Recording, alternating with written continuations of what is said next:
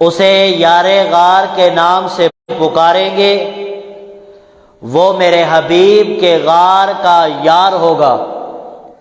ایسے بچے کی آپ کو خوشخبری دیتے ہیں۔ اسی طرح آپ کی والدہ کا بیان ہے کہ حضرت ابو بکر صدیق جب سے یہ بچہ میرے پیٹ میں آیا، میں کسی بھی بت کو سجدہ کرنے کے لیے جھکتی ہوں، یہ بچہ پیٹ ہی کے اندر ٹانگیں سیدھی کرتا ہے، جس کی وجہ سے میں کسی بت کو سجدہ نہیں کر سکتی۔ یہ اس بچے کی میں نے کرامت دیکھی ہے کہ جب تک یہ بچہ میرے پیٹ میں رہا، جتنا عرصہ رہا، اس پورے عرصے میں میں کسی کے سامنے جھک نہیں سکے۔ یہ آپ کی والدہ کا بیان ہے، اس لیے آپ کو لقب دیا گیا عتیق۔ عتیق کا معنی جہنم سے آزاد کیا ہوا۔ ابو بکر صدیق رضی اللہ تعالی عنہ وہ واحد صحابی ہے جن کو آنے سے پہلے ہی لقب مل گئے اور جو فطری طور پر مسلمان تھے۔ ابو بکر صدیق رضی اللہ تعالیٰ عنہ فرماتے ہیں، میں نے اسلام لانے سے پہلے آپ کا یار، آپ کے ساتھ وفائی کرنے سے پہلے کبھی زمانہ جاہلیت میں شراب کو منہ تک نہیں لگایا، میں کبھی زنا کے قریب تک نہیں گیا، میں نے کبھی کسی انسان کو تکلیف نہیں دی۔ اس سے پتہ چلا کہ آپ فطری طور پر مسلمان اور آپ کے دل میں اسلام کی حقانیت تھی۔ یہ اللہ پاک نے آپ کو اعزاز دیا، اس لیے آپ کا نام عتیق ہے۔ ایک لقب آپ کو ابو بکر ملا۔ ابو بکر کا معنی سب سے پہلے نمبر پر آنے والا۔ بکر کہتے ہیں پہلے کو، ابتدا کو، شروعات کو۔ تو ابو بکر، ابو کا معنی والا، بکر کا معنی پہل، ابو بکر پہل والا، ابو بکر سب سے پہل آنے والا، ابو بکر شروع کے اندر اسلام لانے والا۔ یعنی ابو بکر کو ابو بکر اس لیے کہتے ہیں کہ ابو بکر صدیق رضی اللہ تعالیٰ عنہ وہ صحابی ہیں جنہوں نے سب سے پہلے آپ علیہ السلام کے ہاتھ پر بیعت کر کے کلمہ پڑھا، اسلام کی دولت سے مالا مال ہوئے۔ ابو بکر کو ابو بکر اس لیے کہتے ہیں کیونکہ ابو بکر وہ واحد صحابی ہے جنہوں نے اللہ کے نبی کا بچپن میں ساتھ دیا۔ ابو بکر کو ابو بکر اس لیے کہتے ہیں کہ انہوں نے بچپن ہی کے اندر آپ علیہ السلام کے ساتھ سفر کیا۔ ابو بکر کو ابو بکر اس لیے کہتے ہیں کہ سب سے پہلے تجارت میں آپ کا ساتھ دینے والا وہ ابو بکر ہے۔ ابو بکر کو ابو بکر اس لیے کہتے ہیں کہ جب نبی کی حضرت خدیجۃ الکبریٰ سے 25 سال کی عمر میں نکاح ہوا، شادی ہوئی، بارات میں جانے والے سب سے پہلے ابو بکر صدیق رضی اللہ تعالیٰ عنہ ہے۔ ابو بکر کو ابو بکر اس لیے کہتے ہیں جب اللہ کے نبی کو معراج کروائی گئی، اللہ کے نبی نے اللہ سے عرض کی، اے اللہ دنیا میں جاؤں گا، میری اس بات کا کون اقرار کرے گا، کون میری تصدیق کرے گا کہ رات کے کچھ حصے کے اندر میں نے جنت جہنم کی سیر کی، آسمانوں کی سیر کی، انبیاء کو امامت کروائی، اللہ سے ملاقات ہوئی، تحفے دیے، تحفے لیے، چھوٹے سے وقت کے اندر میری تو کوئی بھی بات کی تصدیق نہیں کرے گا۔ اللہ پاک نے فرمایا اے میرے حبیب پریشان نہ ہو، جب تو دنیا میں جائے گا، جب تو جائے گا آسمان دنیا پر، جب تو زمین پر جائے گا، لوگوں کو یہ کہے گا کہ میں نے ایک رات کے کچھ حصے میں جنت کی سیر کی ہے، تو سب سے پہلے ابو بکر تیری بات کی تصدیق کرے۔ اس لیے ابو بکر کو ابو بکر کہتے ہیں۔ ابو بکر کو ابو بکر اس لیے کہا جاتا ہے کہ سب سے پہلے جب ایمان لائے 45,000 آج کی قیمت کے عوض نقد اللہ کے نبی کے قدموں میں لا کے رکھ دیا۔ ابو بکر کو ابو بکر اس لیے کہتے ہیں کہ سب سے پہلے شب ہجرت کی رات 5,000 روپے نقد اللہ کے نبی کے قدموں میں لا کے رکھ دیے۔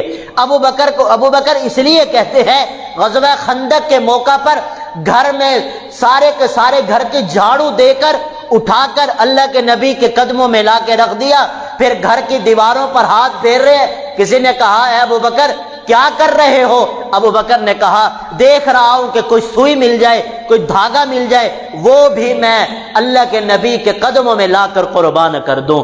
اس لیے ابو بکر کو ابو بکر کہتے ہیں کہ ہر چیز میں اول نمبر پر آنے والا، ہر نیکی میں پہلے نمبر پر آنے والا، اس لیے ابو بکر کو ابو بکر کہتے ہیں۔ ابو بکر کی شان ہی الگ ہے۔ یہ ابو بکر کی یاد کو تازہ کرنے کا مہینہ ہے۔ پتہ ہو کہ ابو بکر تھے کون، اس لیے ابو بکر صدیق رضی اللہ تعالیٰ عنہ کو یہ لقب ملا۔ جب حضرت ابو بکر صدیق نے سارے گھر کا صفایا کر کے اللہ کے نبی کے قدموں میں لا کے رکھ دیا، صرف جسم پر کپڑے بچ گئے، وہ اپنے کپڑے اتار کر وہ بھی نبی کے قدموں میں لا کے رکھ دیے کہ اے نبی میرا سب کچھ آپ کے قدموں میں قربان ہے۔ پھر ٹاٹ کا لباس پہن لیا۔ ٹاٹ کا جب لباس پہنا، اللہ کو یہ ادا اتنی پسند آئی، اللہ پاک نے آسمانوں کے سارے فرشتوں سے کہا کہ سارے کے سارے ٹاٹ کا لباس پہن لو۔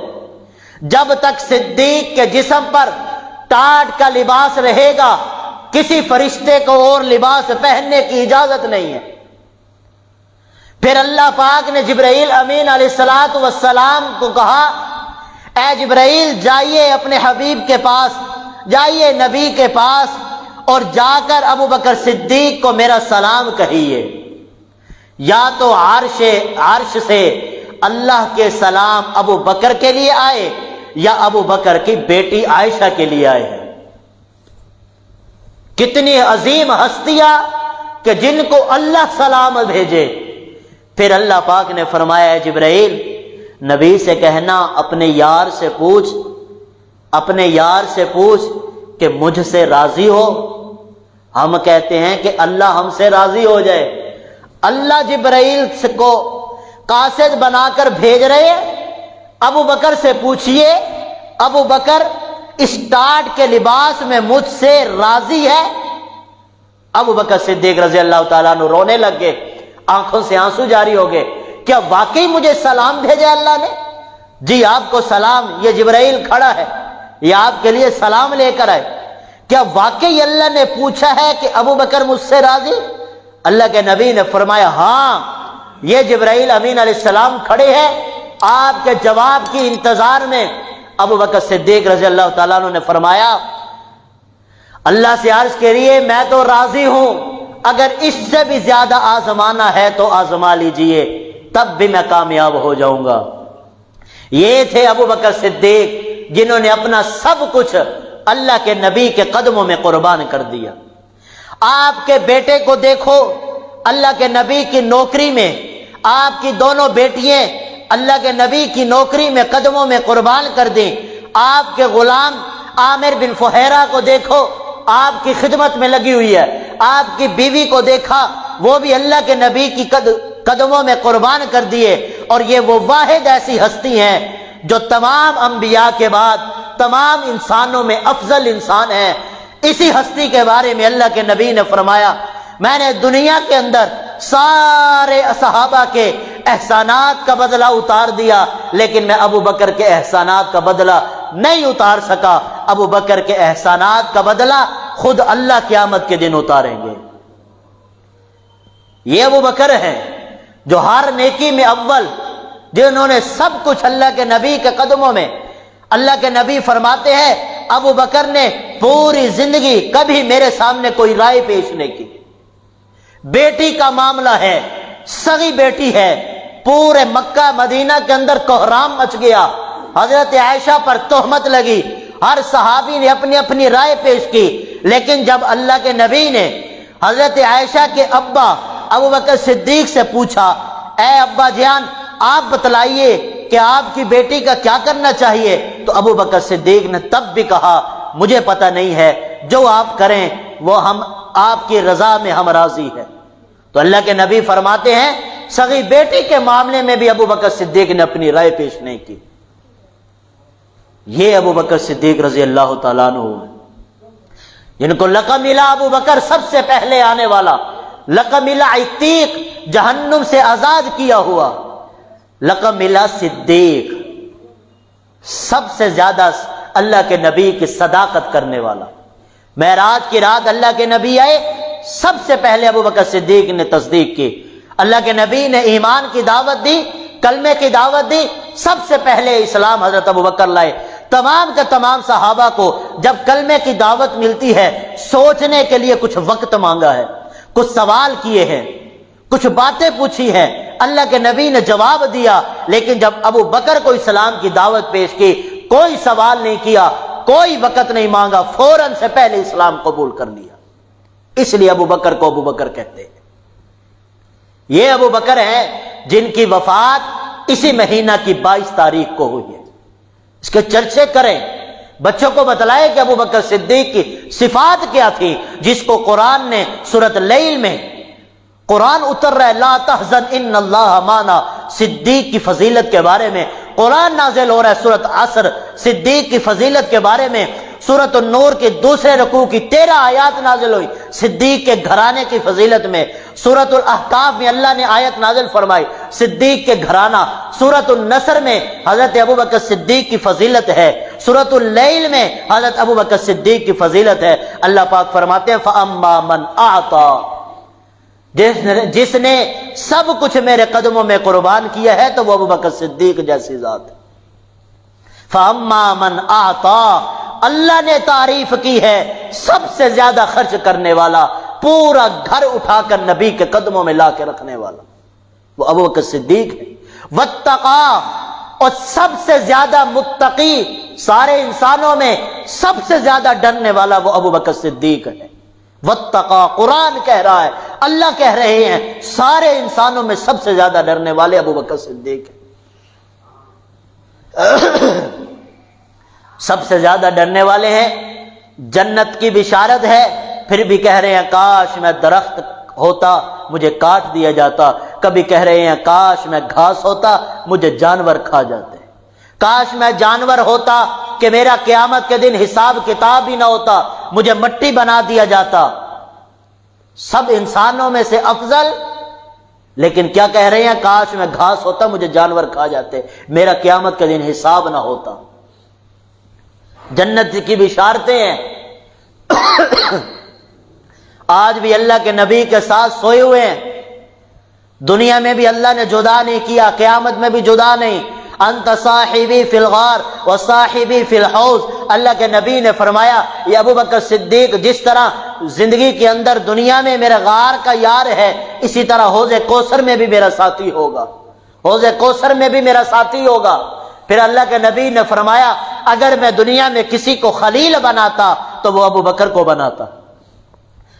شاہ عبدالعزیز محدث دہلوی رحمت اللہ علیہ فرماتے ہیں کہ نبی اور صدیق میں فرق کیا ہے، کہ جو خوبیاں نبی میں ہیں وہی خوبیاں صدیق میں ہے، صرف فرق یہ ہے کہ اللہ نے نبی کے سر پر نبوت کا تاج رکھا ہے، صدیق کے سر پر نبوت کا تاج نہیں ہے۔